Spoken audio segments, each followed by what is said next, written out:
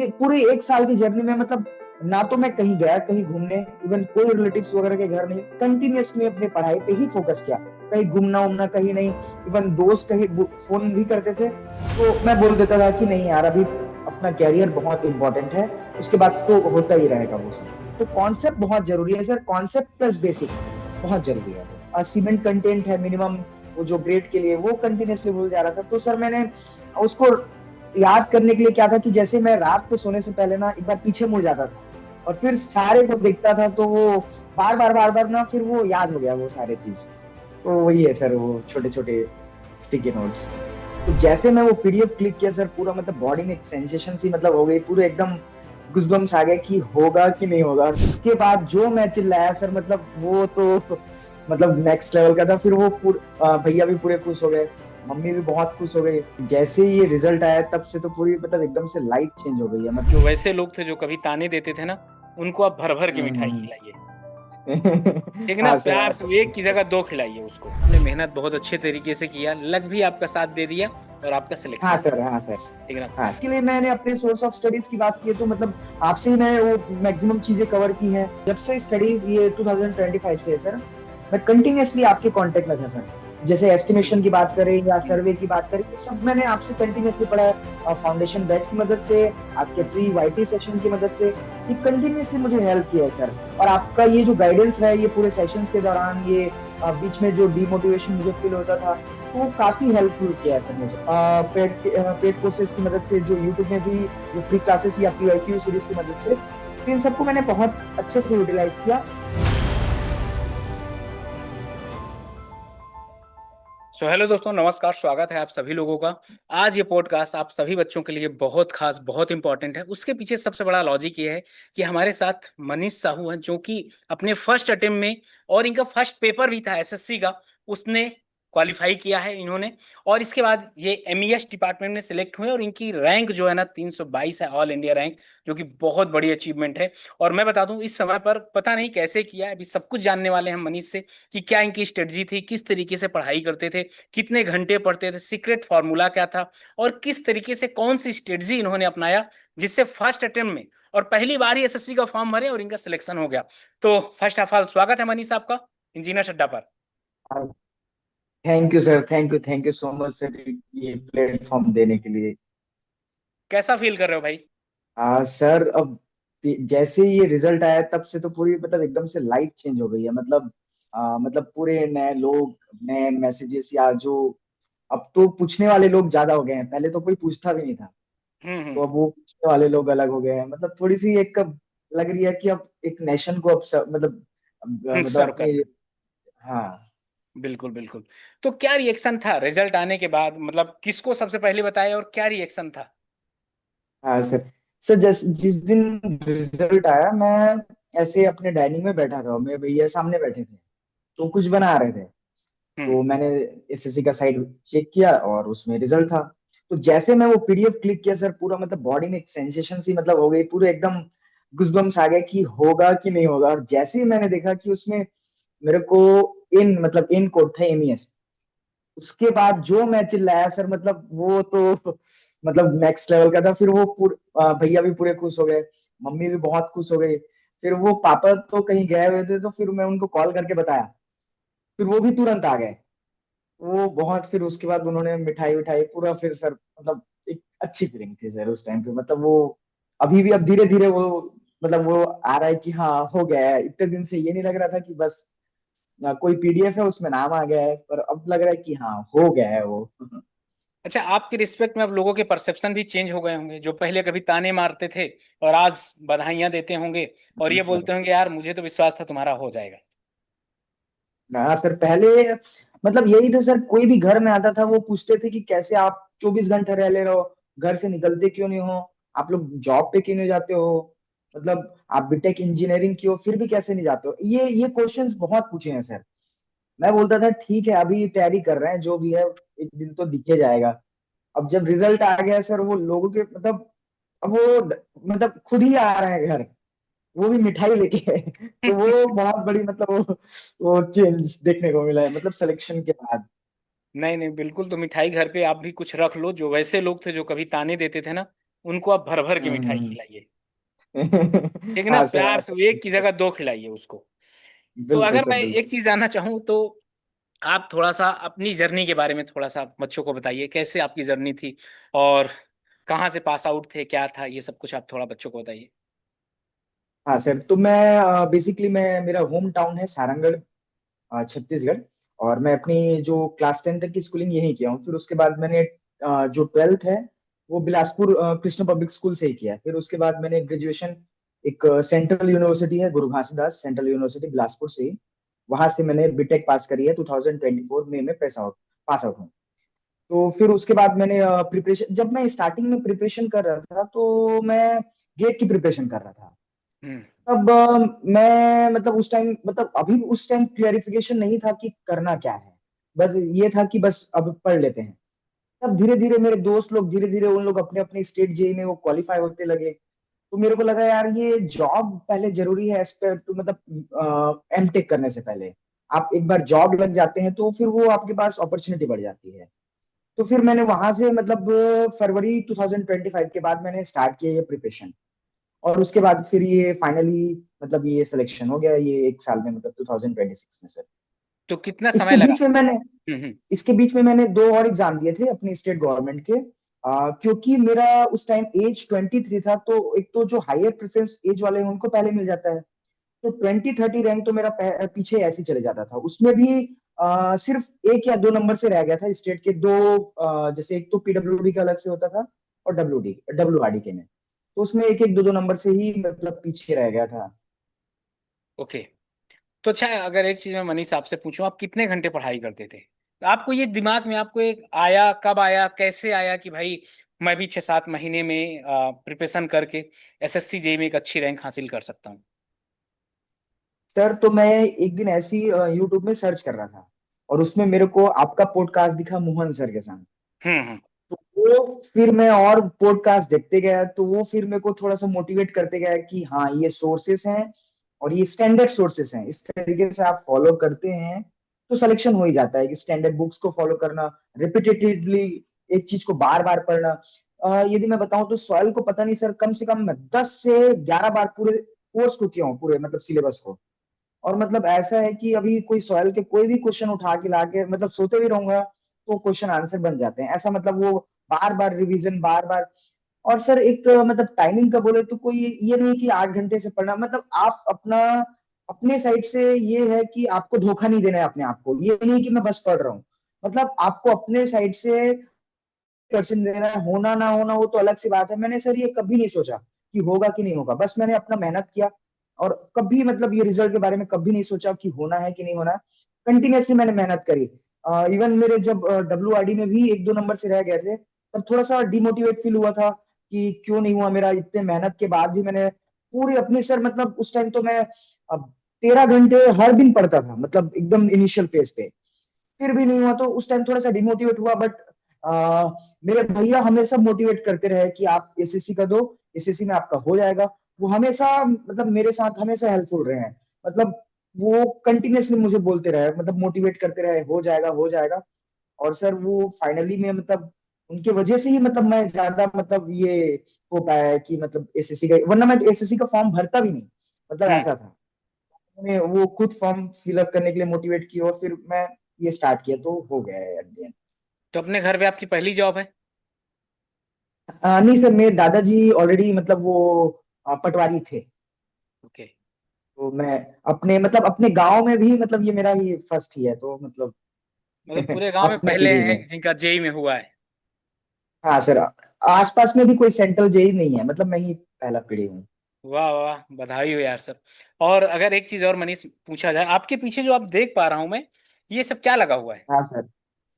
Sir ये कुछ कुछ ऐसे चीज थे जो मैं कंटिन्यूअसली भूल जा रहा था। जैसे स्टील स्ट्रक्चर का जो वो B/T रेशियो है, जिसमें अपन लोग अलग अलग class A, class B, class C, वो अलग, तो वो भूल जा रहा था। या जो सीमेंट कंटेंट है मिनिमम, वो जो ग्रेड के लिए, वो कंटिन्यूअसली भूल जा रहा था। तो सर मैंने उसको याद करने के लिए क्या था कि जैसे मैं रात पे सोने से पहले ना एक बार पीछे मुड़ जाता था और फिर सारे को देखता था, तो वो बार बार ना फिर वो याद हो गया वो सारे चीज। तो वही है सर, वो छोटे छोटे स्टिकी नोट्स।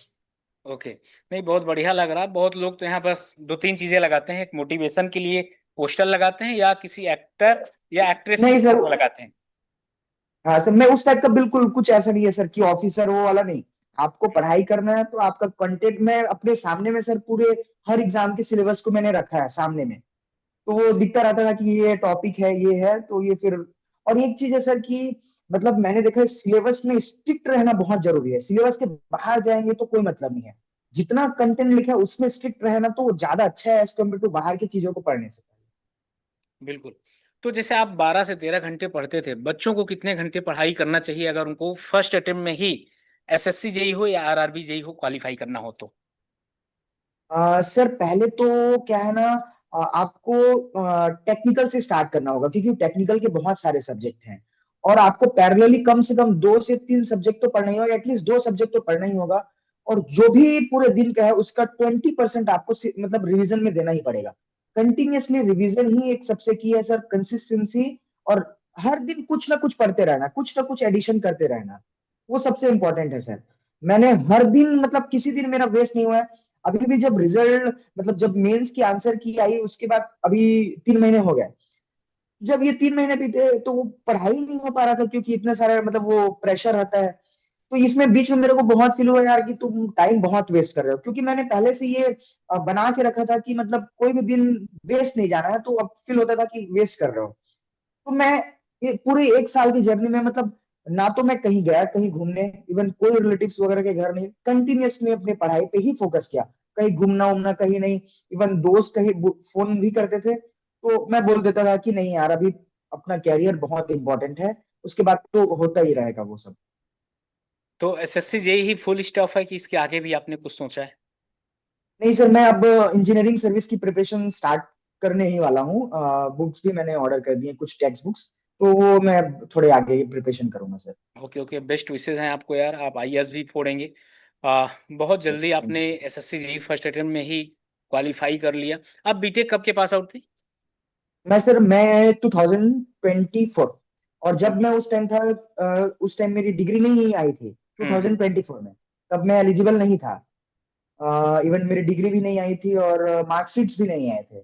अच्छा, कितने तो मैं नंबर हैं अगर मैं बात करूं अभी आपके एसएससी जेई में, याद है सीबीटी वन में और सीबीटी टू में रीजनिंग वगैरह के सर। मार्क्स याद हैं?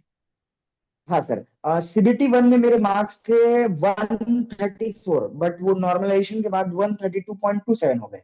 और उसमें स्पेसिफिक मैं बात करूं, रीजनिंग में मेरे 45 मार्क्स थे। टेक्निकल में मेरे 78 मार्क्स थे। और जो जीएस पोर्शन है उसमें 30 मार्क्स थे सर। और अरे वाह, सीबीटी टू थर्टी की बात मार्क्स करता हूँ। 30 मार्क्स थे 13, जीएस वन में? थ्री 31? 13। नहीं सर, अच्छा 13, 13। अच्छा अच्छा, ओके ओके। और सीबीटी हाँ टू? वो मेरा सीबीटी टू में मेरे रॉ मार्क्स थे 225 सर। ओके। तो बहुत अच्छा यार। तो तो दोनों मिला, हम्म। दोनों 358 होते हैं सर दोनों। दोनों में सर, दोनों में ये कॉमन है कि टैग पोर्शन दोनों में मेरा स्ट्रांग था। सीबीटी वन में भी मेरा टैग पोर्शन स्ट्रांग था और सीबीटी टू में मतलब वो भी स्ट्रांग था सर। तो फिर आप एक बार मनीष ये बता दीजिए, इंपॉर्टेंट सब्जेक्ट कौन कौन से हैं एसएससी जी अगर किसी को क्वालिफाई करना है तो उसके लिए इंपॉर्टेंट सब्जेक्ट बता दीजिए। हाँ सर। तो इंपॉर्टेंट सब्जेक्ट की बात करते हैं तो सर सबसे पहला है कि सॉइल मैकेनिक्स बहुत इंपॉर्टेंट है। 100% बेसिक क्वेश्चन आने वाले रहते हैं, बेसिक बेसिक, कोई ज्यादा हार्ड एंड फास्ट नहीं होता है, सिंगल लाइनर होता है। दूसरा हमारा होता है सर बीएमसी। बीएमसी पढ़ना बहुत जरूरी है सर। और मैं बीएमसी के लिए मैंने आपका जो बीएमसी हो गया, कॉन्क्रीट टेक्नोलॉजी हो गया और एस्टिमेशन हो गया, ये आप मतलब मैंने आपसे पढ़ के बहुत चीज सीखा है सर इन सब के लिए। उसके बाद हमारा जो ये जो सर स्ट्रक्चर के डोमेन है, ये हम्म। चीज मैं बताना चाहूंगा। हम्म। बहुत सारे बच्चे क्या करते हैं, वो सोचते हैं कि स्टील स्ट्रक्चर छोड़ देते हैं, स्ट्रक्चरल एनालिसिस छोड़ देते हैं। हुआ क्या कि जब से ये एडिक्यूटी ये पैटर्न स्टार्ट किया है बिल्कुल। 2025 से, ये पूरे पैटर्न को चेंज कर दिया, कोई एक फिक्स नहीं है। और हम्म। जिसने स्ट्रक्चर स्ट्रक्चर के ये जो सारे सब्जेक्ट्स पढ़े, उसने अपने स्कोर को बहुत मतलब बूस्ट अप कर लिया। आप देखो मेंस के पेपर आप देखेंगे, स्टील स्ट्रक्चर के क्वेश्चन भरे हुए हैं, हम्म। बहुत सारे स्टील स्ट्रक्चर के क्वेश्चन हैं।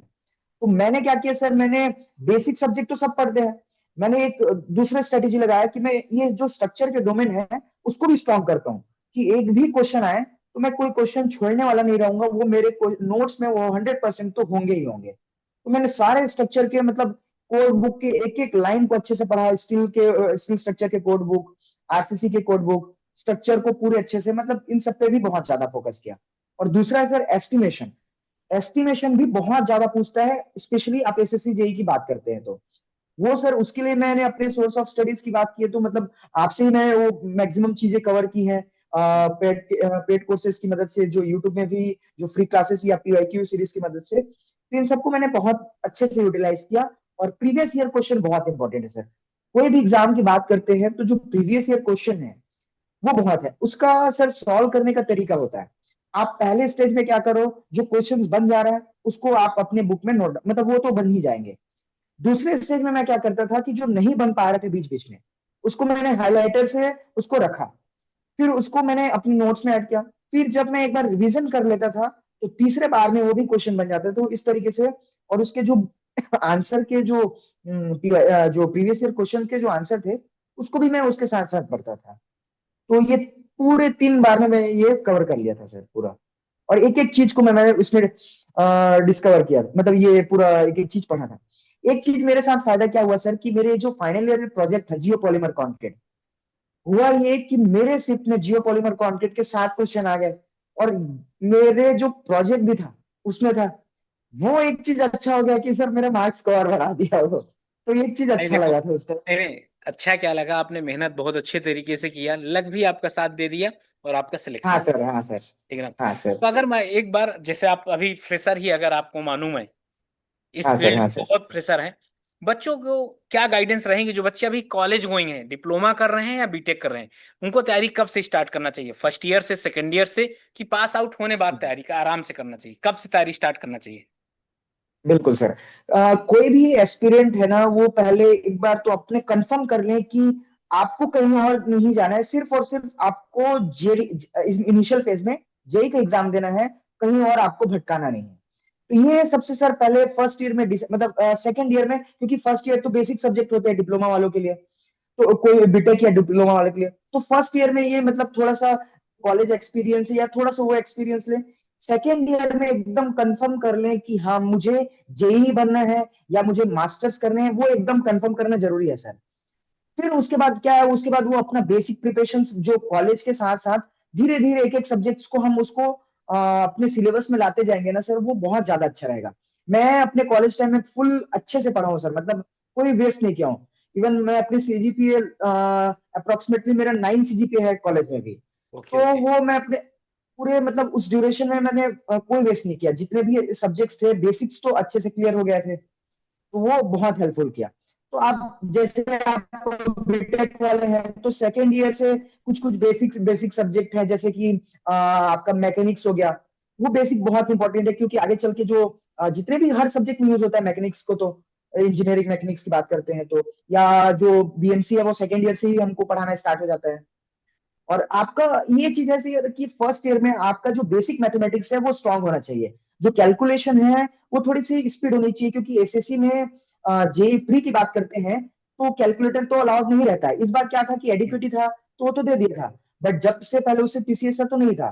तो आपको बेसिक कैलकुलेशंस तो क्या होने चाहिए, थोड़ी स्ट्रांग होने ही चाहिए, तब जाके वो हेल्पफुल कर पाएंगे आपको सेकेंड ईयर में। तो ये सर ये है ना, मतलब फर्स्ट ईयर में तो बेसिकली जो एस्पिरेंट है उनको अपने बेसिक सब्जेक्ट्स पे काम करने चाहिए। जैसे सर मैं बात करता हूँ non tech question GK GS का, तो मुझे बहुत सारे जो चीज जो साइंस के है वो पढ़ने नहीं पड़े। जब मैं तैयारी किया था तो मुझे पढ़ने बिल्कुल नहीं पढ़ने पड़े, क्योंकि फर्स्ट ईयर में वो कुछ कुछ आ ही जा रहे थे, तो उस पे मुझे ज्यादा फोकस नहीं करना पड़ा था सर।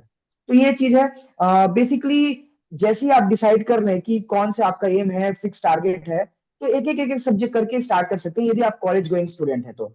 और दूसरी बात, ये आप वेट नहीं करें कि जब मैं पास आउट हो जाऊंगा तो ये तैयारी करूंगा सर, वो फुल वेस्ट ऑफ टाइम हो जाएगा। फिर आप फिर से भटकते रह जाएंगे। तो आप कॉलेज के टाइम ही आप ये अपना स्टार्ट कर सकते हैं, अपना जो भी जॉब है उसके लिए कौन सी आपको स्पेसिफिक फील्ड में जाना है उसके रिगार्डिंग सर। ओके, तो अच्छा एक चीज ये बताइए, रिवीजन कितना ज्यादा इंपॉर्टेंट है सिलेक्शन के लिए? आप कितने घंटे रिवाइज करते थे डेली? बिल्कुल सर, जितना आप पढ़ाई करते हैं उससे दोगुना रिवीजन बहुत इंपॉर्टेंट है सर। क्योंकि आप एक बार पढ़ेंगे 7वें दिन में आप मोस्टली 50% चीज भूल जाते हैं। तो मैंने सर क्या किया, जैसे ही मेरा प्री क्वालिफाई हुआ, प्री के बाद मैंने ना कोई नया चीज नहीं पढ़ा। सिर्फ रिवीजन, कंटिन्यूअस रिवीजन सर, एक बार, दो बार, तीन बार। मैं क्या करता था कि मतलब एक मतलब नोट वो बना लेता था फॉर्मेट एक्सेल में कि revision first time, revision second time, revision third time. और जैसे ही हो जाता था, फिर उसके बाद वो जो टेस्ट है, जो भी टेस्ट अवेलेबल रहते थे या मॉक्स अवेलेबल रहते थे, उनको मैं कंटिन्यूअसली यूज करता था सर। ओवरऑल मतलब ये है सर कि रिवीजन उतना ही इंपॉर्टेंट है जितना आप पहली बार पढ़ रहे हैं, क्योंकि रिवीजन के बिना आप ये पेपर क्वालिफाई नहीं कर सकते हैं। आप यदि आज पढ़ें तो 7 दिन के बाद भूल जाएंगे। ये ये चीज है सर। तो रिवीजन बहुत इंपॉर्टेंट है, कोई भी एग्जाम के लिए बात करें, ये स्पेसिफिकली जेई की बात नहीं, कोई भी एग्जाम में रिवीजन कंसिस्टेंसी ये बहुत इंपॉर्टेंट है सर। ये अच्छा, बहुत ऐसे बच्चे होते हैं ना जो मतलब स्टार्ट कैसे करते हैं मैं बता दूं, क्योंकि मेरी फ्रीक्वेंटली बात होती रहती है बच्चों से। तो बच्चे करते क्या हैं, सबसे पहले पीवाईक्यू उठाते हैं। पीवाईक्यू ऐसे देखते हैं, इधर क्वेश्चन लिखा रहता है, इधर आंसर, ठीक ना। उसको टिक करते हम्म जाते हैं, उनको लगता है याद हो जाता है। वो कॉन्सेप्ट उनको नहीं हम्म पता।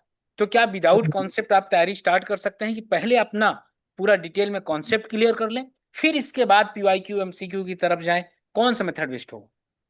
बिल्कुल सर। सबसे पहले हमें कॉन्सेप्ट पढ़ना ही इंपॉर्टेंट है सर। हम पहले पीवाईक्यू पे जाएंगे तो एक बहुत बड़ी मिस्टेक कर लेंगे, क्योंकि हमें वहां से ये लगेगा कि सिर्फ यही पढ़ना है। कल के दिन क्वेश्चन किसी दूसरे टॉपिक से आया तो वो तो बच्चा फंस जाएगा। तो मैंने ये सर ये बिल्कुल गलत स्ट्रेटेजी नहीं फॉलो की। मैंने सबसे पहले कॉन्सेप्ट को ही पहले अच्छे से पढ़ा, फिर धीरे धीरे मैं मतलब जैसे एक सब्जेक्ट हो गया तो फिर वो पूरे उस सब्जेक्ट का पीवाईक्यू को मैंने अच्छे से कर लिया। फिर कुछ और दूसरे जैसे ए के एग्जाम है, उसको मैं फिर उसको क्वेश्चंस को करता था। तो सबसे पहले कॉन्सेप्ट को, अपने बेसिक्स को स्ट्रॉन्ग करना जरूरी है सर। कुछ कुछ चीजें हमें नहीं पता होती हैं। वो भी मेरे साथ भी यही था कि सर मुझे कुछ कुछ चीजें पहले नहीं पता थी, कॉलेज टाइम पे नहीं समझ पाता था। बट मैंने जब बार बार रिगरसली उसको रिवीजन किया, बार बार जब पढ़ना मैं स्टार्ट किया ना, तो वो चीजें मुझे अपने आप ही आने लगी। कोई चीज भूल जा रहा था या कुछ चीज मैं पहले नहीं समझ पा रहा था उसके एग्जैक्ट तरीके को, या कोई फिनोमिना है उस तरीके को। अब वो ऐसा नहीं है सर। अब क्या है ना, बार बार वो पढ़ने से, या वो अब पीआईक्यू भी बहुत बार मैं देख लिया हूँ, तो वो चीज एकदम से याद ही रहती है, भूलना उलना नहीं रहता। तो कॉन्सेप्ट बहुत जरूरी है सर, कॉन्सेप्ट प्लस बेसिक बहुत जरूरी है वो। ओके। तो बहुत ऐसे बच्चे हैं जो आपके साथ ही 2025 में एग्जाम दिए हैं, उन बच्चों का कहीं ना कहीं 2 नंबर 4 नंबर से रुक गया है। उनके लिए आपकी तरफ से क्या संदेश है? बिल्कुल सर। ऐसा नहीं है कि मेरे साथ फेलियर नहीं हुए हैं, मेरे साथ भी फेलियर हुए हैं, दो दो नंबर से रह गया, मैंने भी बहुत ज्यादा उसके लिए मेहनत किया था। ऐसा है कि आप यदि रुक जाते हैं तो आप अपने लाइफ में मतलब अपने एक स्टेज को आप स्टॉप कर रहे हैं। कभी भी कोई एग्जाम है यार, कोई इतना इजीली नहीं हो पाता है, मतलब उसके लिए हमें कंटिन्यूअसली मेहनत करना पड़ता है। और बिल्कुल यदि आप मेहनत करते हैं, यदि अपना 100% हार्ड वर्क देते हैं, तो एक दिन तो हो ही जाता है। 1 साल लगेगा, 2 साल लगेगा, बट यदि आप कंटिन्यूअसली हार्ड वर्क करते हैं तो बिल्कुल हो जाएगा। और जो स्टूडेंट इस बार सेलेक्ट नहीं हुए हैं, बिल्कुल सर वो कर 100% कर लेंगे यदि वो कंसिस्टेंसी के साथ इस बार पढ़ाई करेंगे। इस साल नहीं हो तो क्या वो नेक्स्ट साल हो जाएगा सर, बट 100% हो जाएगा यदि वो हार्ड वर्क करते हैं अच्छे से तो। और वो बिल्कुल। सर एक चीज है सर, मेंटर का जो गाइडेंस लेना, जैसे मैं आपसे कंटिन्यूअसली बीच बीच में ये गाइडेंस लेता बिल्कुल भी रहता बिल्कुल था इसके रिगार्डिंग। बिल्कुल बिल्कुल। तो ये सर क्या है कि गाइडेंस मतलब टीचर का जो गाइडेंस है वो काफी बीच बीच में वो मोटिवेट भी होना बहुत जरूरी है सर, बीच बीच में मोटिवेशन, तो वो बहुत काफी जरूरी है सर। अच्छा, जैसे आप अभी बता रहे थे कि जब आपको डिमोटिवेशन होता था तो आप क्या करते थे, पॉडकास्ट उठाकर देख लेते थे, अपने आप एनर्जी हाँ भर सर। जाती थी, 2 4 5 दिन फिर बढ़िया इवन तरीके से होने से। हाँ। बिल्कुल सर, जब मेरे मेंस के बाद तो मैंने जितने भी और पॉडकास्ट बचे थे वो सारे के सारे पॉडकास्ट खत्म कर दिया अड्डा में, जितने आए थे वो सर। ओके। Thank you. नहीं, अब आप कभी लोग पॉडकास्ट देखें और मोटिवेट होंगे। दोस्तों देखो, पढ़ाई करने के बाद मतलब जब सिलेक्शन हो जाता है तो बहुत अच्छा फील होता है। आप लोग भी बहुत अच्छे तरीके से पढ़ाई करेंगे तो बहुत अच्छा आपका भी सिलेक्शन होगा। तो मनीष, आपसे लास्ट क्वेश्चन ये है कि आप एक बार ये बताइए कि इंजीनियर्स अड्डा का इस जर्नी के दौरान कितना रोल रहा?